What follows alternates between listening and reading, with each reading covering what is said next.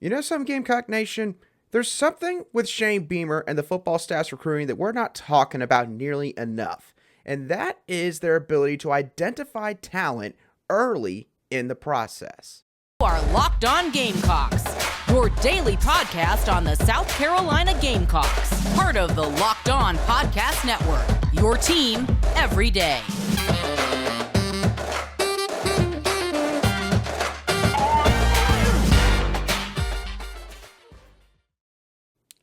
Hello, Gamecock Nation, and welcome back to the Locked On Gamecocks Podcast, your show for the latest headlines and potential storylines on South Carolina Gamecock athletics. I'm Andrew Lyon, the host of this podcast, and also the lead staff writer for Gamecocks Digest over on SI.com.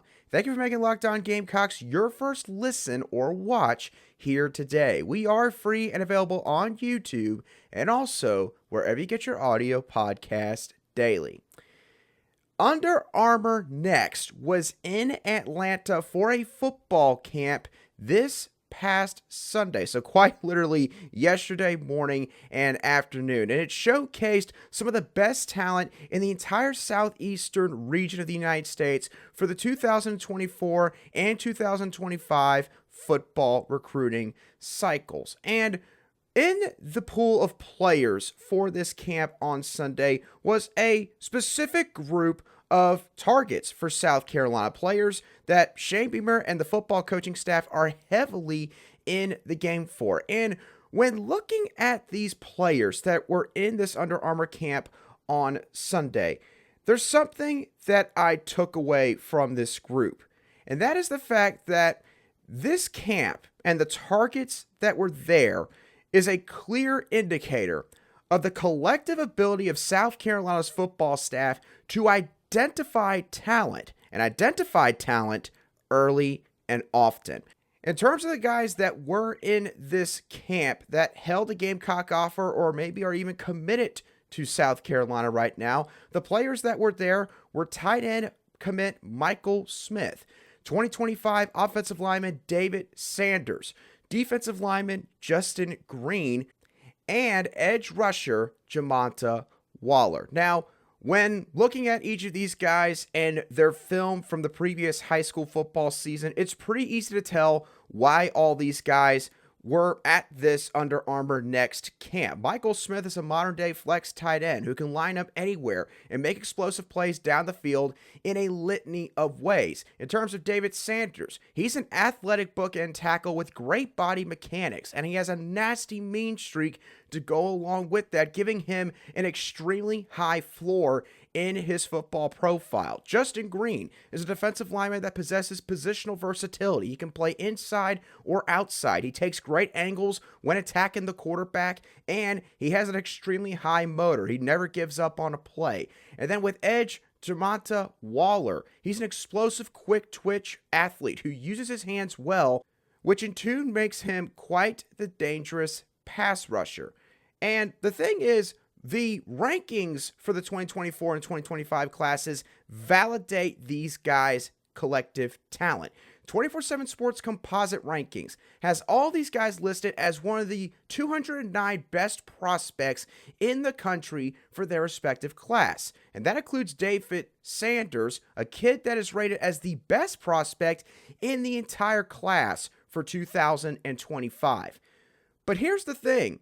Shane Beamer and his football staff, for the most part, have actually been ahead of the curve compared to the guys in the recruiting service industry that cover this kind of stuff religiously. Because if you look at each of these targets and when South Carolina offered them, when they basically threw their hat in the proverbial ring for them, you'll find a very easy trend here in regards to just how early they get in the game for these guys. For tight end commit Michael Smith, the Gamecocks were his very first offer. For 2025 offensive lineman David Sanders, the Gamecocks were his fourth offer overall and his first SEC offer.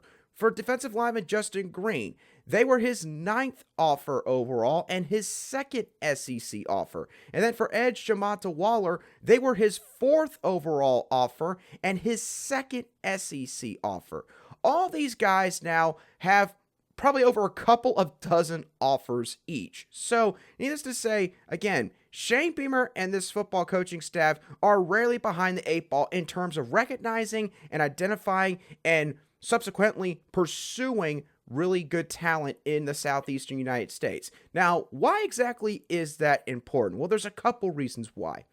Firstly, South Carolina, as well as they're doing on the recruiting trail right now, and they are one of the hottest teams in all of college football in that regard, especially for the 2024 cycle. The Gamecocks are not yet at the point where they can offer a prospect at basically any given point and either likely land them or end up being heavily in the game for them. And of course, we're talking about basically the cream of the crop at every position across the board in high school football. Now, in this regard, they are in probably their best position to maybe throw out an offer and instantly gauge some interest from that respective prospect since the Spurrier years. But again, in terms of having an automatic chance to land guys, they're not quite yet at that level, but they are getting there. Now, the second reason why getting in early on all these talented prospects is very important is the fact that we talked about this before. Prospects are making their decisions much faster at a much quicker rate than ever before in high school football recruiting. So unless you are basically a quote-unquote dream school, maybe you're the home state school or first major Power 5 or SEC offer, if you do not get involved in these kids' recruitments early enough, your chances of landing them are going to be slim to none. And the thing that's been quite impressive with Shane Beamer and the staff is the fact that in spite of the fact that they have not been in Columbia for very long, they've already built up and garnered a real massive reputation on the recruiting trail with these prospects as a staff that cares about the relationship aspect of these recruitments. Obviously, they're recruiting these guys because they think they're talented enough to play SEC football. No one's going to beat around the bush regarding all that, but they actually do care about the human side of them, what all's going on off the field with them, with their family, etc. And you're now able to couple that with, again, the on-field progress that has been made, and then you look at these recruiting stretches that this staff has had, like they did in late January, early February, getting guys, again, like Cam Pringle, Michael Smith, Wendell Gregory, and Mazio Bennett all in the fold within a matter of essentially a couple of weeks. That goes a long ways to really capturing the attention of some of these other 16, 17, 18-year-old kids. And when you combine all of those things that I just mentioned with the fact that the staff is finding these guys early and not waiting around to dispense an offer, that also goes a long ways because I can promise y'all, besides maybe a dream school offer, a home state school offer, or the very first offer, those early offers are always going to stick out the most to these prospects because they were the first schools that really believed in their abilities to play at the highest levels of college football. So, again, this football camp with the prospects that were there, it's a clear indication of Shane Beamer and this staff's ability to recognize, identify, and subsequently go after the best talent in the entire southeastern region when it comes to high school football.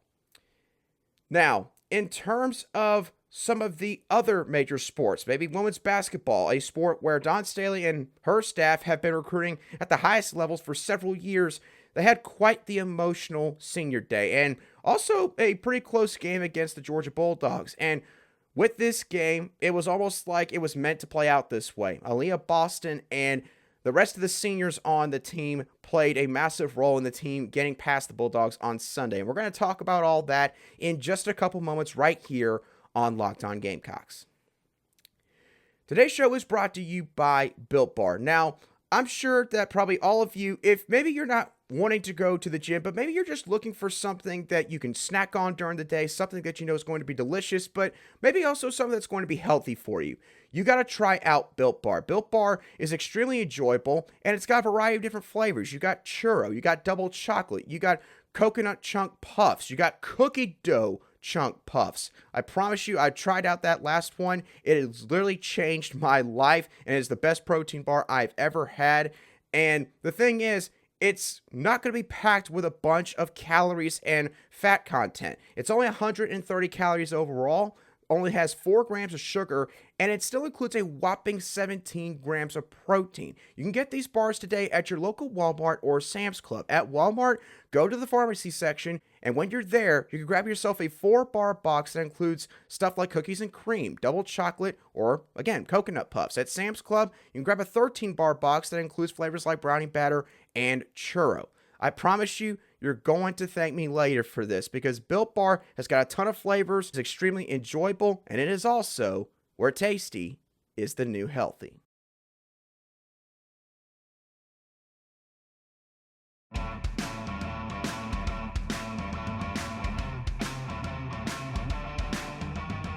Welcome back to this Monday edition of the Locked On Gamecocks Podcast, where we cover your South Carolina Gamecocks every single day. Thank you for making Locked On Gamecocks your first listen every day. Make sure you check out our brand new podcast, Locked On College Basketball. You'll find everything you need to know about college basketball all in just one place. Plus, you'll hear from big name experts, insiders, coaches, and players. Locked On College Basketball, available on YouTube and wherever you get your podcasts. South Carolina's women's basketball program, for the first time ever in its history, has finished a regular season undefeated at 29-0 as they knocked off the Georgia Bulldogs on Sunday afternoon 73-63. And the main takeaway from the game was this: when needed, Aliyah Boston can still take over a basketball game. I know that there's a lot of people, maybe from other regions of the country, that look at Aliyah Boston's stat line. They say 14-10 for a stat line. It's pretty impressive. No one's going to poo-poo that. But at the same time, you know, for someone that gets so much talk in the national media, what is it that she does that deserves that kind of recognition, that kind of cachet? Well, Aliyah Boston has proven time and time again, especially in some of these games that have wound up being a little bit closer for South Carolina, that when it really is needed, whether she's being double teamed or triple teamed, or she's actually got one-on-one opportunities, she can take the basketball and just take over a game. She scored 25 points on Sunday. She shot 69% from the floor, making 9 of her 13 shot attempts, and also racked up 11 rebounds. No one else on the team, by the way, had more than 13 points exiting this contest. And it was pretty easy to see when watching the game why Aliyah Boston ended up with this stat line. She constantly got leverage against the Bulldogs' front court, caused a ton of issues for them. And she was also smart. She knew when to press the envelope and when to lay off the gas pedal and maybe to pass the ball back outside or look for an open teammate on the weak side half of the court. And in terms of the fouls between both teams, she made a significant impact in this game as she played a pretty massive role in the Georgia forwards committing 14 fouls in this contest. Again, having to constantly fight to try to get some better positioning against the reigning National Player of the Year. And when watching this game, it served as a perfect microcosm on senior day, nonetheless, of the impact that Aliyah Boston has had on the program and how dominant she has been against the rest of the sport now for the last 4 years. I mean, you look at her resume and it stretches quite literally the length of Lincoln Street. She is a national champion, the Naismith National Player of the Year. She's won the National Defensive Player of the Year award. She's a 2-time unanimous first-team All-American, an SEC Player of the Year, and again, has a plethora of other accomplishments that would take me the rest of the show to go over, but you get the point.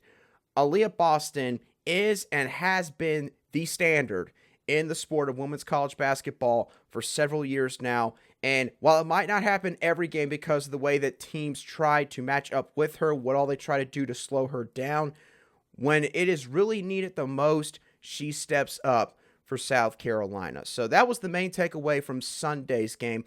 But a secondary takeaway is this: no superstar can do it alone. You don't win a national championship without some help. You don't finish ranked number 1 in the country in the AP and coaches poll and only lose 1 game in your freshman season without some help. You don't make it to 2 straight Final Fours without some help.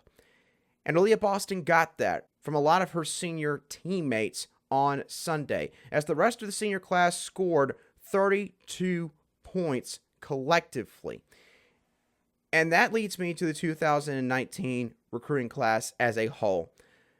This class, with what they have done already up to this point, has an argument to be known as the best group of athletes to ever step foot on South Carolina's campus. I mean, you look at the laundry list of things that they have done, the things that I just mentioned in the last couple of minutes.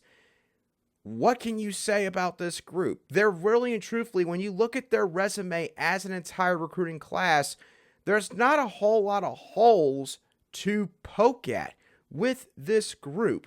Aliyah Boston and Zia Cook are probably going to be the number 1 and number 2 overall picks in the WNBA draft later on this spring. Bree Beal has improved so much as a player throughout her time here. She used to be known as basically just the defensive stalwart of this team, but now is someone that is a reliable option on the offensive end. She's not going to score 10 plus points every single game, but she can go down into the paint and make some tough one-on-one shots. She could sit from outside the three-point line and hit some three-point attempts more consistently. She is somebody that now opponents have to respect in that regard. You look at Letitia Ami here. I mean, one of the best athletes on the entire squad and someone that always gave it 100% on both ends of the floor. Olivia Thompson, quite literally the embodiment of, the sacrificial aspect of this program, because not everybody gets to play 30 plus minutes a game. Some of the players, unfortunately, they're sitting on the bench for the most part.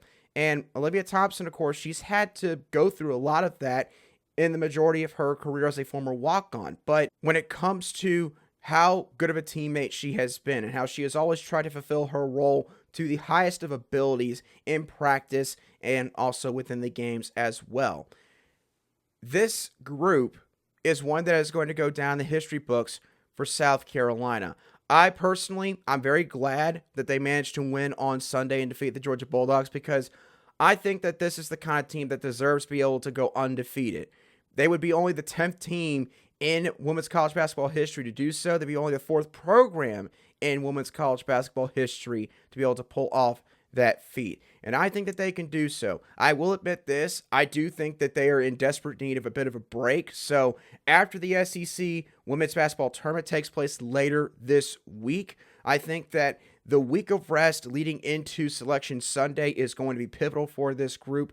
But again, there's still so many players on this squad that if a couple of other players have a down game, they can pick up the slack. And of course, the group that really and truthfully embodies that the most is the group that started this historic run for this basketball program. It was really cool to see them get their flowers, both literally and figuratively speaking, on senior day.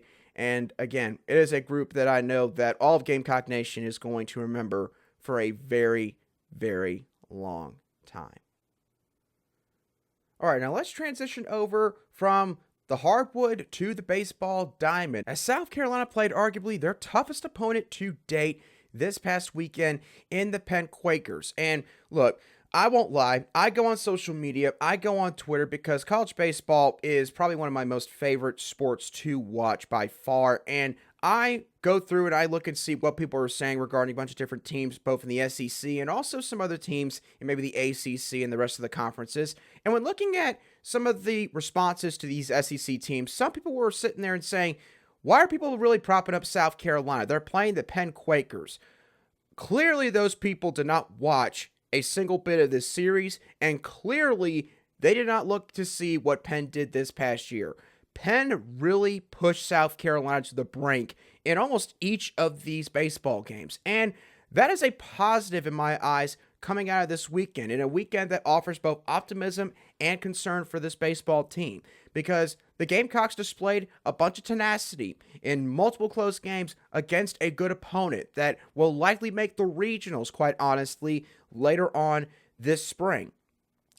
They ended up having to score runs late in 2 of the 3 contests and had to hold Penn scoreless in Game 2 to be able to sweep them. It was by no means a demolition derby from the South Carolina Gamecocks delivered to the Penn Quakers. The Penn Quakers really gave South Carolina all they could handle. And again, that's going to bode well for South Carolina as they start to get closer and closer to conference play, where they will obviously play the best competition in all of the sport in the SEC. Another positive from this weekend, pitching was solid in terms of making the Quaker bats earn their runs. The main thing when it comes to pitching in college baseball is, look, nobody's going to have a pitching staff that probably has an ERA less than 3 all across the board in their starting rotation. And then a bunch of relief pitchers who can also tout the same sort of stat line. So really, truthfully, when it comes to college baseball pitching, you want to have a staff that just does not shoot themselves in the foot very much, that at least makes their opponent earn what they get. And South Carolina's pitching staff did that this past weekend. They issued only 7 walks and hit just 1 batter in 27 total innings against the Penn Quakers this past weekend. Really solid numbers right there. Goes to show y'all just how well Noah Hall, Will Sanders, and Jack Mahoney, although he did give up 4 runs in his game, pitched this past weekend, but subsequently how good the bullpen has been behind them. I think that they continue to show that, look, South Carolina, if they're going to make a deep postseason run, it is likely going to be because of this pitching staff. Which leads me into the 2 negatives that I have. The 2 reasons maybe for concern with this team coming out of this weekend. Obviously, you'll take getting a series sweep against a team like Penn and staying undefeated coming out of Sunday. But for South Carolina, they would probably admit themselves, the situational hitting was not good enough this past weekend. And quite frankly, when you just look at this weekend series from a numbers perspective, South Carolina was very fortunate to sweep the Penn Quakers. They left 38 runners collectively between all 3 games on base. And that included 19 runners being left on base in Game 3. Multiple situations where you had a runner in scoring position with no outs or with 1 out, runners on the corners, bases loaded situations. And South Carolina, for whatever reason, as an entire group, for the most part, just could not bring enough of those runners home. Obviously, when it comes to baseball, it is a unique sport because this is a sport where it is pretty difficult to win every single game that you play because you're going to have games inherently where you're going to have a performance like that, where the batting lineup, again, they might be able to get runners on base, but maybe they're just not able to bring them home. Then the pitching's got to step up. You're going to have other games where the pitching staff, for one reason or another, nobody can command their pitches on that day. And then the batting lineup has got to step up. That's what makes baseball such a really cool sport to watch. But when you're the actual team itself in South Carolina, and again, you had 38 runners on base that you did not bring home this past weekend, Mark Kingston and Monte Lee are obviously going to probably have a little bit of worry regarding that aspect. Now, it's still early on the season, and with a bunch of these guys, usually when it comes to baseball players, all it takes is a tweak or 2 in their approach, and all of a sudden, they're back to their normal selves at the plate. So we'll see how they sort of try to adjust some of those things with their hitting approach in the coming midweek game against North Carolina A&T and in preparation for a massive series against their arch rivals in the Clemson Tigers. And then for the second negative coming out of this past weekend, the fielding in the infield is a massive concern. Let's just be honest. South Carolina, there's reason for worry in this area. They had 6 errors as an infield this past weekend. The middle infield and Will McGillis and Braylon Wimmer both struggled to make tough plays. And again, that's not to throw these guys completely under the bus, because baseball is a fickle sport. You're going to have plays that sometimes, because of the spin of the ball, or maybe where the batter hits the ball, or how fast it comes at you, that might be just enough to prevent you from making a play in which you get maybe a guy out at second, or you can even get a double play. But for Braylon Wimmer and Will McGillis, especially, it seems like at times that they were pressing almost a little bit too much. They were trying to do way too much. Instead of, having a firm base, they were leaning backwards, throwing it off their back foot, and doing little mechanical things that just should not be happening. Braylon Wimmer and Will McGillis, they just have got to do a better job of doing just the little things when they field those tough grounders that obviously are eventually going to come their way throughout the course of this season. And then another thing that is a big concern in terms of the fielding in the infield is Cole Messina and base runners. And I will be honest, this is a trend that has sort of been a thing for South Carolina for the last several years now, in the sense that they've not been a very good team in terms of catching opposing base runners trying to steal second or third base. Colin Burgess was fantastic in terms of not letting a wild pitch or, a breaking ball get past him at home plate. But he struggled to throw guys out at second base. It just was not a strength of his. And Cole Messina so far this season, again, it kind of seems like the same sort of deal where he's good at blocking the play. And that's all well and good because obviously you don't want to give a complete free pass to opposing base runners. But Cole Messina at times this past week struggled just to get the ball out of his glove and in his hand to where he could make a throw to second base. And at some point, that's going to catch up to them. For their upcoming series against the Clemson Tigers, I already took a quick glance at some of their stats so far as a team. The Tigers have already stolen 25 plus bases this season. Now, part of that's because they're going to be a small ball type team where they're going to have to do that sort of thing to manufacture runs. But at the same time, I guarantee you, there's going to be a coach over there from Clemson that is going to spot what's happened so far with Messina in terms of trying to catch runners stealing second or third base, and they are going to attack that in a big way this next weekend. So a lot of work has got to be done with that infield. They've got to do some extra time in terms of their fielding drills there because that's the kind of stuff that prevents you from going to Omaha. Maybe even prevents you from winning a regional and moving on to the super regionals. Fielding is still vital. It's still important. And there's no other time in the season where it shows up the most than the postseason itself. So South Carolina, again, you're happy that they're still undefeated. And again, they showed a lot of persistence in how they managed to sweep the Penn Quakers this past weekend, a team that's going to be really good and give a lot of teams issues this year. But there are definitely some things that this team is going to have to work on if they want to fulfill the goals that they've set out for themselves in 2023.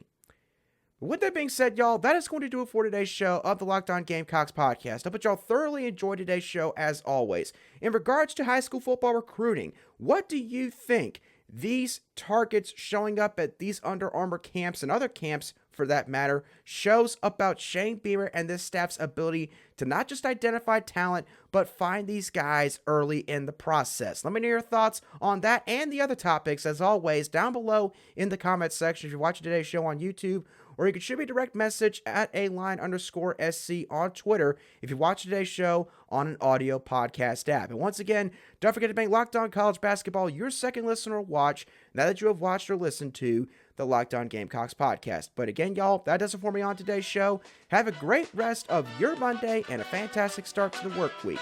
I will catch y'all on the next show of the Locked On Gamecocks podcast.